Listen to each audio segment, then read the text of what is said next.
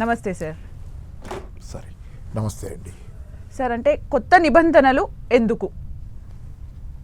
అంటే మామూలుగా వీళ్ళు చెప్తుంది 16 నెలల పాటు 7 సభ్యుల కమిటీని వేసింది రిజర్వ్ బ్యాంక్ ఆఫ్ ఇండియా.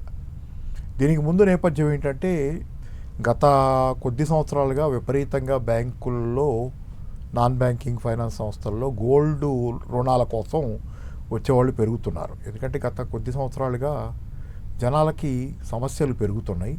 దానివల్ల అప్పుల పాలయ్యారు చాలా వరకు.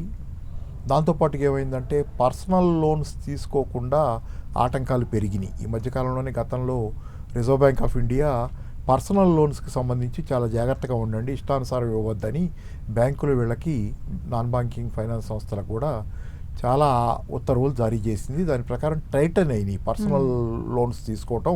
ఇప్పుడు అంత ఈజీ కాకుండా అయిపోయింది. దాంతో ఏమైందంటే మీకు పర్సనల్ లోన్ తీసుకోవడానికి అవకాశం తగ్గినప్పుడు, పర్సనల్ లోన్లో చాలా డాక్యుమెంటేషన్ ఉంటుంది, చాలా లెందీ ప్రాసెస్, అది ఇంకా టైటన్ అయింది. దాంతో ఇప్పుడు ఏంటంటే గోల్డ్ లోన్ అయితే ఈజీ.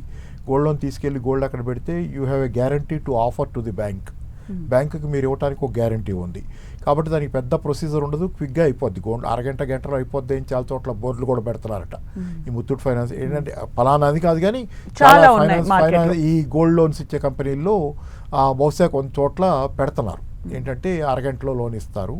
గోల్డ్కి అది సాధ్యమే కదా, ఎందుకంటే గోల్డ్ అనేది అది జెన్యూన్గా అన్ని క్యారెట్లు ఉందా, అది గిల్ట్ కాకుండా నిజమైన గోల్డా, ఇది ప్రూవ్ అయిన తర్వాత there is no bar in giving the loan. ఇవ్వటంలో ఆటంకాలు ఏమి ఉండవు కాబట్టి అది ఈజీయే, సాధ్యమే.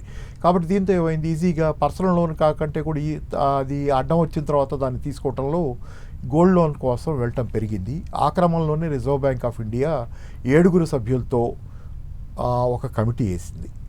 ఆ కమిటీ 16 నెలల పాటు స్టడీ చేసి రకరకాలైన గైడ్లైన్స్ ఇచ్చింది. ఆ గైడ్లైన్స్ భాగంగా, ఇంప్లిమెంటేషన్లో భాగంగానే రిజర్వ్ బ్యాంక్ ఆఫ్ ఇండియా ఈ కొత్త రూల్స్ అండ్ రెగ్యులేషన్స్ తెచ్చింది. దానిలో భాగంగా వాళ్ళు దీనిలో ఏం చేయదలుచుకున్నారంటే కొత్త గైడ్లైన్స్ ప్రకారం ఇప్పుడు ఈ బ్యాంకుల్లో కానీ, నాన్ బ్యాంకింగ్ ఫైనాన్స్ సంస్థల్లో కానీ వీటన్నిటిలో ఏంటంటే ఒక్కో చోట ఒక్కో రకమైన రూల్స్ ఉన్నాయి. గోల్డ్ లోన్స్ ఇవ్వడానికి యూనిఫామ్గా ఒకే పద్ధతి లేదు. ఉదాహరణకి వడ్డీ రేట్లు.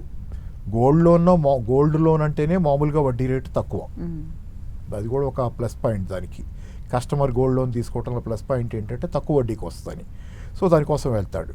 కానీ ఈ వడ్డీ రేటు తక్కువ ఉండదు, సరే తక్కువ ఉన్నా కానీ ఒక్కో బ్యాంకులో ఒక్కోలాగా, ఒక్కొక్క సంస్థలో ఒక్కోలాగా ఈ లోన్ వడ్డీ అమౌంట్ అనేది, వడ్డీ పర్సంటేజ్ అనేది ఉంది.